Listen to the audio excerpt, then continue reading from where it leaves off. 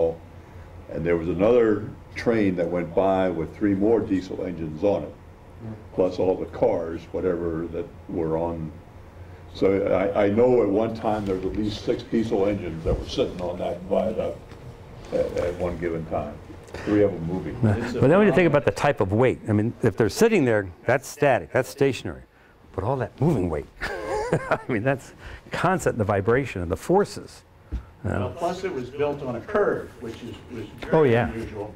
And I know Mrs. Chisholm, who lives in the Relay House today, you heard Ray talk a month or so ago. She complains because they have to come out and replace those tracks on the curve almost every 2 years, just because of the centrifugal force as the train goes by.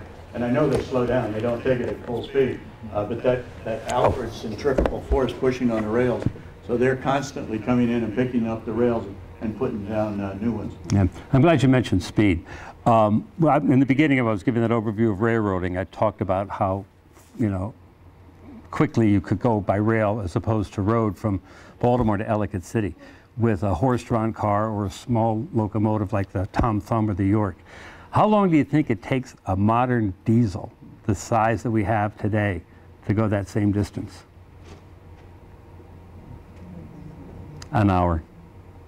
The speed limit's still 13 miles an hour. Thanks for not spoiling my act.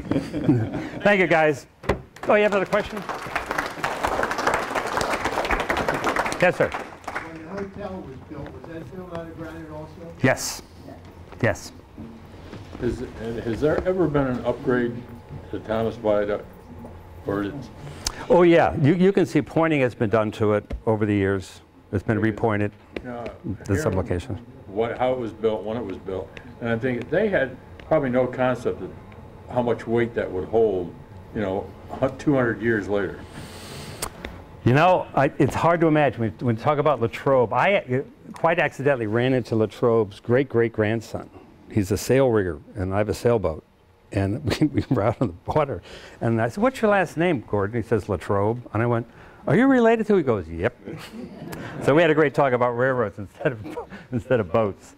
But I don't know whether they did. When you see the animation and how it was constructed, you know, it's like when it was that Roman Empire mentality. This was going to last forever. And I don't know whether the board of directors told the engineers, Latrobe, this thing's got to last forever.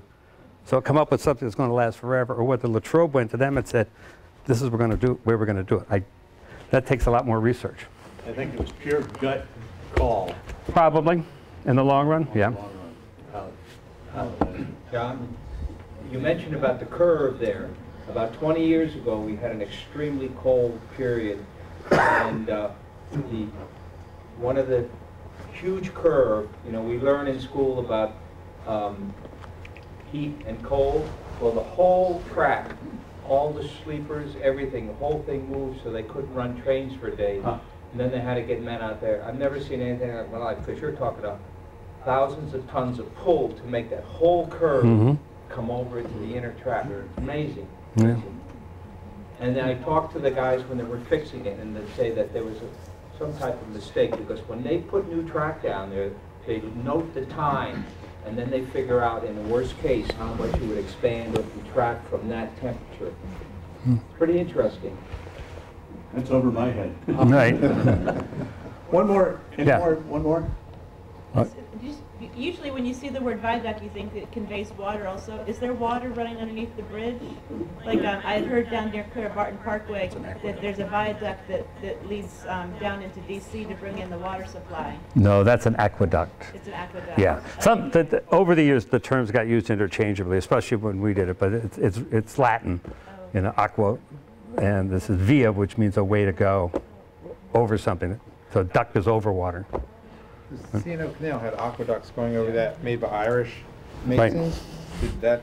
Were they the same? Did they use Irish workers for the? They were primarily in the very beginning Irish immigrant workers, and then there were German immigrant workers, and then there were African Americans, and there are all of these stories about the fighting and the drinking and the social aspect of the building of the railroad. That's a whole other story.